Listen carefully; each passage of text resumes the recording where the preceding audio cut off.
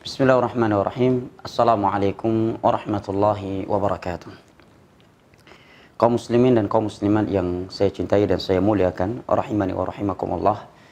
Disebutkan oleh para ulama dalam pembahasan akidah seperti dalam kitab Tauhid dengan syarah-syarahnya, bahwa di antara bentuk kesyirikan adalah at-tabarruk, melahap berkah kepada suatu benda atau jasad manusia tanpa dalil yang dibenarkan dalam syariat ini.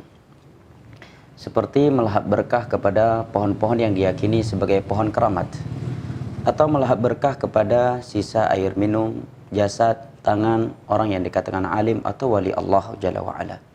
Dan itu merupakan salah satu kebiasaan kaum musyrikin di masa Nabi SAW. Allah berfirman di dalam surat An-Najm ayat ke-19, afara'aitumul lata wal uzza. Al-lata telah datang riwayat dalam Sahih Bukhari bahwa sebagian mereka para sahabat, sebagian ulama salaf menyatakan bahwa Al-Lata, dari kata Al-Lata, dia adalah seorang lelaki yang saleh yang suka membuat adonan roti kemudian membagi-bagikannya untuk jamaah haji. Tatkala dia meninggal, maka mereka iktikaf di atas kuburannya dan mengkeramatkan kuburannya. Maka Allah mengingkari perbuatan mereka tersebut dengan firman-Nya, afara'aitumul lata wal uzza. Demikian juga Nabi SAW. Juga diriwayatkan oleh Imam Tirmidzi dari sahabat Abu Waqid Al-Laitsi radhiyallahu anhu. Beliau menyatakan, kharajna ma'a Rasulillah sallallahu alaihi wasallam yauma Hunain wa nahnu hudatsa wa ahdi bi kufur. Di saat perang Hunain, kami saat itu bersama Rasulullah sallallahu alaihi wasallam dan beberapa orang kami baru saja masuk Islam. Dalam perang tersebut kami melihat ada sebuah pohon bidara kaum musyrikin yang mereka keramatkan. Ya'kufuna 'indaha wa yanwutuna biha aslihatahum. Mereka iktikaf di bawah pohon tersebut dan menggantungkan senjata-senjata mereka di pohon tersebut. Tujuannya untuk melahap berkah atau menjadikannya sebagai perantara antara mereka dengan Allah dalam memperoleh berkah. Maka kami pun tertarik melihatnya, kata Abu Waqid Al-Laitsi, yang mana beliau baru masuk Islam. Maka kami pun berkata kepada Rasulullah, ya Rasulullah, ij'al lana dhata anwat kama lahum dhatu anwat. Wahai Rasulullah, buatkanlah juga untuk kami sebuah pohon keramat dhatu anwat seperti kaum musyrikin memiliki pohon dhatu anwat. Maka Rasulullah sallallahu alaihi wasallam marah dan mendengar mereka, Allahu akbar, Allah Maha besar. Sesungguhnya innahas sunan, itu kebiasaan umat-umat sebelum kalian yang Allah binasakan. Sesungguhnya permintaan kalian, ucapan kalian itu sama seperti ucapan Bani Israel yang berkata kepada Nabi Musa, ij'al lana ilahan kama lahum alihah. Wahai Musa, buatkan juga untuk kami sebuah sesembahan yang dapat kami sembah selain Allah sebagaimana mereka memilikinya. Namun mereka para sahabat Nabi SAW yang berkata demikian, setelah mendapatkan teguran dari Nabi SAW, mereka pun berhenti, dan itu hanya terjadi pada ucapan mereka, bukan pada perbuatan mereka. Dari hadis Abu Waqid Al-Laitsi di atas menerangkan kepada kita bahwa merupakan kebiasaan kaum musyrikin di zamannya Rasulullah SAW suka mengkeramatkan pepohonan, tempat-tempat tertentu, kemudian mereka iktikaf dan menggantungkan senjata-senjata mereka di tempat tersebut.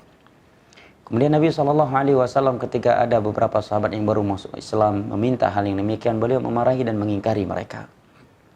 Maka mereka pun berhenti dari permintaan tersebut. Demikian juga di masa Umar bin Khattab radhiyallahu anhu, dikatakan oleh seorang ulama tabi'in yang bernama Nafi' dalam riwayat Imam Ibn Abi Syaibah bahwa Umar bin Khattab radhiyallahu anhu memotong dan menebang sebuah pohon yang mana pohon tersebut disebutkan di dalam Al-Quran karena terjadi bai'at ridwan di bawahnya dan turunnya sakinah kepada Nabi dan para sahabatnya di bawah pohon tersebut. Di masa Umar ditebang pohon tersebut. Kata Imam Ibnu Hajar, sebabnya pohon tersebut dihilangkan dan ditiadakan agar tidak dijadikan sebagai tempat melahap berkah oleh orang-orang Badui dan orang-orang yang bodoh yang ingin mengagungkannya sehingga mereka melahap berkah dan jatuh ke dalam perbuatan syirik. Ya. Maka melahap berkah kepada sesuatu atau jasad manusia itu tidak boleh kecuali jasad mereka, para nabi dan para rasul. Itu memang berkah. Ludah mereka, air liur mereka, sisa minum mereka, rambut mereka. Oleh karena itu didapatkan dalam beberapa riwayat yang sahih para sahabat Nabi rebutan, saling rebutan sisa air wudhu Nabi SAW. Mereka bertabarruk kepada keringatnya Nabi SAW, kepada rambut beliau. Adapun selain beliau, maka tidak boleh dilakukan. Ya. Oleh karena itu, mereka, para sahabat Nabi, para tabi'in tidak pernah melakukan hal yang sama pada Abu Bakar, Umar, Uthman, Ali dan Uthman. Ya, Uthman, Ali dan sahabat-sahabat yang lainnya. Mereka adalah orang-orang yang paling saleh. Mereka adalah wali Allah yang paling tinggi. Tetapi tidak ada satupun manusia di masa itu yang melahap berkah kepada rambut Abu Bakar, kepada tangan Abu Bakar, kepada sisa minum Abu Bakar, kepada pakaian bekas Abu Bakar. Ya. Bahkan tidak ada satupun manusia di masa itu yang melahap berkah pada tanah kuburan Nabi SAW yang terkubur di dalam kamarnya Aisyah. Aisyah sendiri tidak mengambil berkah dari tanah kuburan tersebut karena beliau tahu itu perbuatan syirik. Adapun pada jasadnya Rasulullah SAW, maka itu khususan beliau sebagai Rasul, sebagai Nabi yang tidak layak kita lakukan hal yang sama pada selain beliau. Ya. Hari-hari ini terkadang kita dihebohkan dengan sikap beberapa orang yang mungkin orang menganggapnya sebagai alim, bertabarruk dengan katanya rambutnya Nabi atau kain kelambunya Nabi. Maka kita katakan kalau rambut Nabi itu dipastikan adalah rambut Nabi, maka ada beberapa sahabiah yang mengambil berkah. Kan tetapi antara kita dengan Nabi sudah lebih dari 1000 tahun yang lalu, yang tidak mungkin rambut itu masih sisa. Apalagi dengan kelambu kuburan Nabi, yang itu bukan buatan Nabi dan para sahabatnya. Di masa Nabi, kuburan beliau tidak berkelambu. Di masa para sahabatnya, para tabi'in, tabi'ut tabi'in juga demikian. Ya. Kemudian siapa yang membuat kelambu kuburan Nabi tersebut? Adalah orang-orang yang datang belakangan. Ya. Maka melahap berkah dari kain tersebut adalah bentuk kesyirikan. Karena kita telah menjadikannya sebagai sebab kebaikan, yang itu bukanlah sebab kebaikan secara syar'i. Sisi kesyirikannya, kita telah memposisikan diri kita seakan-akan sejajar dengan Allah dalam menentukan sebuah perkara itu sebagai sebab keberkahan tanpa dalil dari Al-Quran dan hadis. Ya. Karena keberkahan itu semata-mata milik Allah Jalla wa'ala. Tabarakalladzi biyadihil mulku wa huwa ala kulli syai'in qadir. Maka tidak benar melahap berkah kepada kelambu kuburannya Nabi SAW. Yang pertama, Nabi tidak punya kelambu, kuburan Nabi tidak berkelambu. Ya. Andai kata ada kelambunya, maka itu buatan manusia. Kalau buatan manusia, berarti kita melahap berkah kepada sesuatu benda yang Allah dan Rasulnya tidak menyatakan itu sebagai sumber berkah. Masjidil Haram, Ka'bah, sesuatu yang berkah, tetapi tidak ada anjuran untuk melahap berkah pada bangunannya. Tetapi berkahnya adalah kita melakukan amalan-amalan yang anjurkan di sisinya. Sebagai contoh, dalam riwayat Al-Imam Al-Bukhari bahwa Umar bin Khattab radhiyallahu anhu ketika mencium Hajar Aswad, beliau menyatakan, "Inni la'alam annaka hajar la tanfa' wa la tadur, walaula anni ra'aitu Rasulullah sallallahu alaihi wasallam yaqabbiluka ma qabbaltuk." Kata Umar bin Khattab, "Wahai Hajar Aswad, aku tahu kamu ini benda mati, hanya sebatas batu. Kamu tidak bisa mendatangkan kebaikan dan kejelekan. Andai kata aku tidak melihat Rasulullah sallallahu alaihi wasallam menciummu ketika tawaf, niscaya aku tidak menciummu." Ini menerangkan kepada kita bahwa keberkahan pada tempat-tempat yang dimuliakan oleh Allah seperti Ka'bah, masjid atau orang saleh adalah keberkahan amalan, bukan zatnya.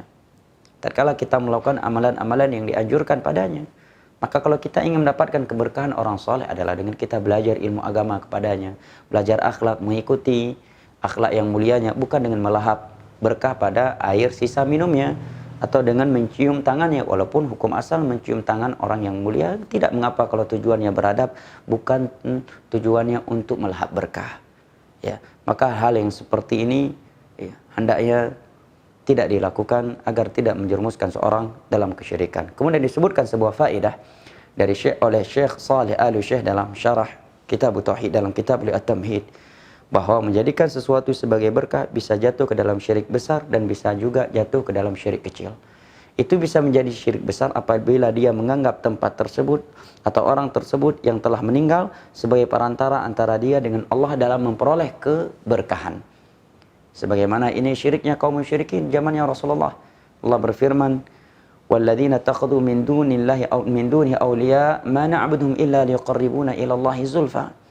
Mereka beralasan, kami tidaklah menyembah ini kecuali tujuan mereka agar mereka menjadi perantara antara kami dengan Allah. Dan bisa jatuh ke dalam kesyirikan apabila itu sekedar diyakini sebab berkah, bukan sebagai perantara antara dia dengan Allah di dalam mendatangkan berkah Allah untuk dia. Dia hanya menjadikannya sebagai sebab. Sisi syiriknya kata para ulama, karena ja'lu syai' sababan laisa sababan ma'dzunan syar'an minasyirkil asghar. Menjadikan sesuatu sebagai sebab kebaikan atau kejelekan yang itu bukanlah sebagai sebab secara syar'i dan takdir, maka itu adalah syirik kecil karena dia telah berkeyakinan terhadapnya tanpa dalil dari Al-Quran dan hadis, dan secara tidak langsung dia seakan-akan memiliki ilmu gaib sehingga bisa menentukan sesuatu itu sebagai sebab berkah dalam keadaan tidak ada dalil dari Al-Quran dan hadis. Semoga yang sedikit ini bermanfaat, dan yang terakhir, jangan terkecoh dengan perbuatan orang-orang yang dianggap wali Allah dalam hal ini. Barakallahu fikum. Wassalamualaikum warahmatullahi wabarakatuh.